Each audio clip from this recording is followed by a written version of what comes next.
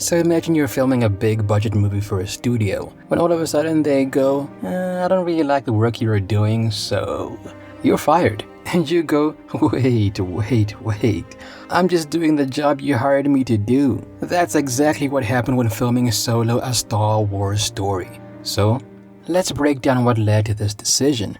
So it's July of 2015, and the Solo standalone movie is officially announced. So Kathleen Kennedy, the president of Lucasfilm, goes, I really don't want this movie to be too serious, so which directors can I bring in to add a touch of humor to it? So she brings on Phil Lord and Christopher Miller, directors known for 21 Jump Street and the Lego Movie, which came out in 2014. And these directors are known for bringing a lot of humor to their movies and for relying on a lot of improv during filming. So Phil Lord and Christopher Miller are brought on to oversee the movie, and then casting begins. Alden Ehrenreich is chosen as Han Solo, and when he signs on for the role, Lucasfilm goes, we're pretty sure this film is gonna be a success, so how about we sign you on for 2 more movies?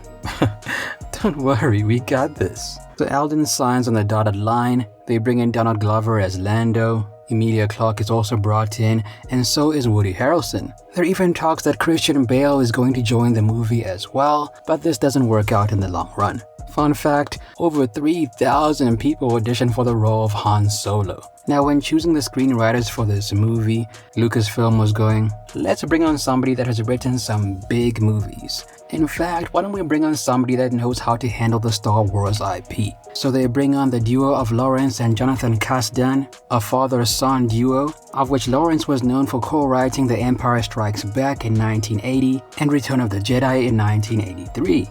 Okay, so now we have the cast, we have screenwriters known for writing very serious films, and we also have directors known for using a lot of improvisation and humor in their movies. It sounds like a match made in heaven, right? Wrong. In fact, this is where things take a very dark turn. When filming begins, this is how things would usually go. Lord and Miller would be like, okay Alden, when we say action, just improvise and be funny. Alden would be like, what? Just be funny? Yeah, just do whatever you need to do to make us laugh. How about that? Then Alden is standing there looking confused like, make you laugh? I thought I was supposed to be Han Solo, not Kevin Hart. But fine, I'll do it. So Alden would do take after take after take, and this multiple take formula applied to all of the cast members. So they were all doing multiple takes until they got it right, or until Lord and Miller thought that they had enough footage to work with. Now this directing style had worked for Lord and Miller in previous movies, so on one hand the studio was going, maybe we should just trust them with the process, you know? Maybe they're gonna make it work. But on the other hand, they were going, maybe these guys are going to give us a pile of shit. So because the cast had to do multiple takes of each scene, eventually Kathleen Kennedy got told, look, we're a week behind schedule. So she would go, what? A week? Actually, we're behind 3 weeks. But they did promise that the next scene would only take place over 15 takes instead of 1,000. That sounds good, right? And then Kathleen would go, what the hell? This is not what I signed up for. Now, as if things couldn't get any worse, Lawrence Kasdan also reached out to Kathleen Kennedy and said, look, I don't think these guys are sticking to the script. The tone is different, the humor doesn't make sense for any of our characters. In fact, this movie is actually reminding me of Ace Ventura and not Star Wars, and that's a big problem. So then Lucasfilm goes, I've got it. Why don't we hire an acting coach for Alden? That way we can get him to act more like Han Solo instead of Ace Ventura. Now when Alden later spoke about this incident, he said the acting coach was for everybody on set and not just him. But this move backfired and made everybody believe that Lucasfilm was not happy with Alden's approach to Han Solo. So in May 2017, production moved to Italy and the Canary Islands for on-location shooting, and the original editor Chris Dickens is replaced by Pietro Scalia. Now with all these production problems going on behind the scenes, Kathleen Kennedy goes, Lawrence, I want this movie to be a success. Like there's no way this movie can fail. So I want you to act like a shadow director and oversee what Lord and Miller are doing. So Lawrence is like, hey guys, guess what? I'm gonna be acting as a shadow director. What do you guys think? And then Lord and Miller go, what the f***? I didn't sign up for this. Do you know who we are? We are 21 Jump Street. We are the Lego movie, baby. We don't need you, bitch. Okay, they probably didn't say it like that, but you get what I'm saying, right? Lord and Miller pushed back against this move, causing more creative differences to boil over. Now, as if that wasn't enough, the first assistant director went up to Kathleen and said, okay, look, this movie is not going to finish on time because we need more time for all of these takes. So after all of this back and forth, after being questioned time and time again, after witnessing that Lord and Miller are doing exactly whatever the hell they want to do, Kathleen Kennedy is like, I've had enough of this, man. I've had enough. You guys are fired. So on June 20th, 2017, Lucasfilm officially announces that Lord and Miller are off the movie, and they left due to quote-unquote creative differences. And if you've been paying attention to a lot of these stories, whenever someone leaves for creative differences, it usually means someone got their axe. So after this, the remaining weeks of shooting are put on hold, and the cast and crew are put on a hiatus. Then Kathleen releases a statement essentially saying, hey, we actually enjoyed working with these guys. They're amazing. We just had simple creative differences, that's all. It wasn't that big. It didn't cost us a lot of money or anything. Bullshit.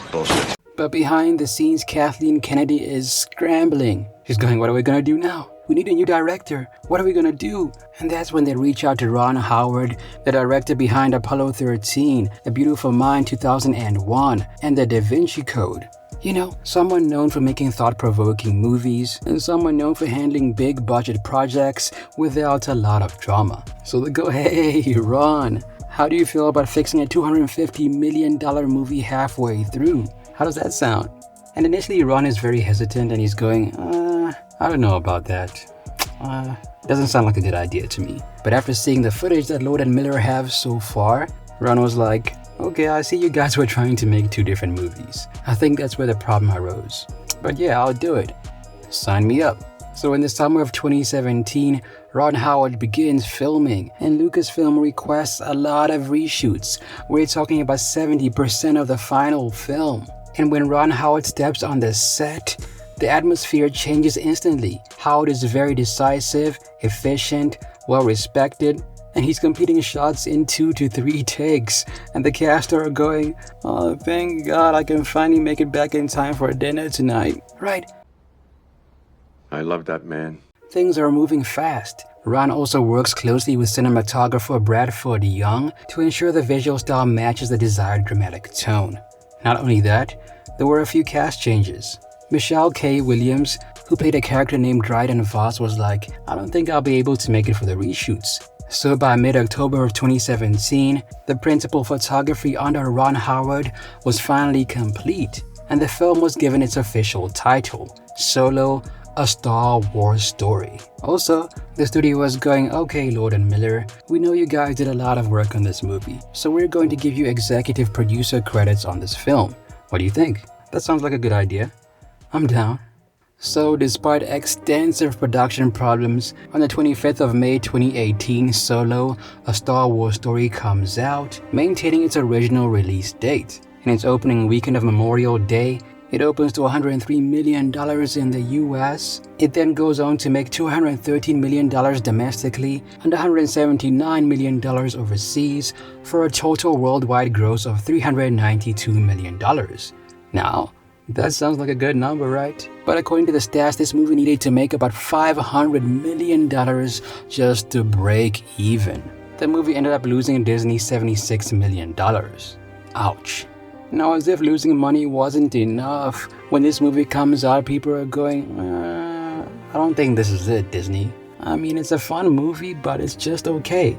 And I'll probably forget it after 2 days. Contributing factors to the underperformance of this movie include all of the behind-the-scenes drama, the multiple reshoots that took a lot of money out of the budget. I mean, they had to get a whole new director to shoot a whole new movie. Also, there was a lot of negative press. This movie was also competing with Deadpool 2 and Avengers Infinity War, and at the same time people were going, I think I'm tired of Star Wars, man.